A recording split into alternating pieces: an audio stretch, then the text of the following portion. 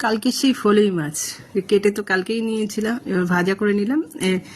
এবার মশলা কষিয়ে নিয়েছি, মশলার মধ্যে প্লেন মশলা দিয়েছি, আমার আদা জিরে বাটা দিয়েছি, শুকনো লঙ্কার গুঁড়ো আর অল্প হলুদ দিয়ে মশলাটাকে ভালোভাবে কষিয়ে নিয়ে ঝিঙে কেটে দিয়েছি। এই রেসিপিটা কালকে আমাকে একজন বলেছে যে দিদি এবার ঝিঙে দিয়ে করে দেখবে, বেশ ভালো লাগবে খেতে, ঝিঙে আলু দিয়ে করবে। তাই ঝিঙে আলু দিয়ে করলাম, কোনোদিন খাইনি, আজকেই করেছি। নুন দিয়ে দিয়েছি তার মধ্যে, এবার ভালো করে কষিয়ে নিয়েছি। এবার পরিমাণ মতন কিছুটা জল দিয়ে দেবো, এটা একটু পাতলা পাতলা ঝোল করবো, পাতলা ঝোল করলে এটা বেশ খেতে ভালো লাগবে শুনেছি। তাই এটা জল দিয়ে দিলাম, জল দিয়ে এবার কিছু সময় আমি ঢাকা দিয়ে দেবো। এটা মিশিয়ে নিতে হবে, ভালো করে মিশিয়ে নেওয়ার পরে আমি এটা একটা থালা দিয়ে ঢাকা দিয়ে কিছু সময় সেদ্ধ হতে দেবো। ঝিঙেটা একটু ফুটতে সময় লাগবে, আলুটাও সেদ্ধ হবে। বেশ কিছু সময় পরে আমি ঢাকাটা তুলে নিয়েছি, বেশ ঝোলটা বেশ ভালোভাবে ফুটে গিয়েছে, ঝিঙে আর আলুটাও খুব ভালোভাবে সেদ্ধ হয়ে গিয়েছে। দেখুন আলুটা দেখুন একদম সেদ্ধ হয়ে গিয়েছে, ঝিঙেটাও সেদ্ধ হয়ে গিয়েছে।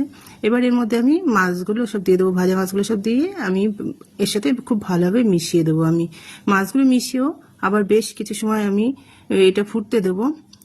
তো জানি না কেমন খেতে হয়েছে, তো আমার এই সিস খায়, নিশ্চয়ই ভালো হয়েছে খেতে, আমি জানি, আশা করি। তো ওর কথা মতনই আমি করলাম, ওই কালকে আমার এই রেসিপিটা বলে দিয়েছিল, তাই আজকে আমি করলাম। তো কেমন হয়েছে খেয়ে অবশ্যই আমি পরে জানাবো। সবাই রান্না করলাম, তবে দেখতে কিন্তু খুব ভালো হয়েছে। তবে আমার হাজব্যান্ড খেয়ে গিয়েছে, ও বললো কিন্তু খুব ভালো হয়েছে খেতে, একদম নতুন একটা রেসিপি, আগে তো খাইনি কোনো দিন। আমি বললাম হ্যাঁ কালকে আমাকে একজন বলেছে, তাই আমি আজকে করলাম।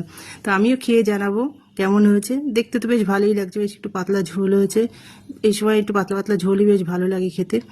এখন আমি মাছের ঝোলটা একটা বাটিতেই তুলে নেবো, এর থেকেই আমার হাজব্যান্ডকে আমি খেতে দিয়ে দিয়েছি।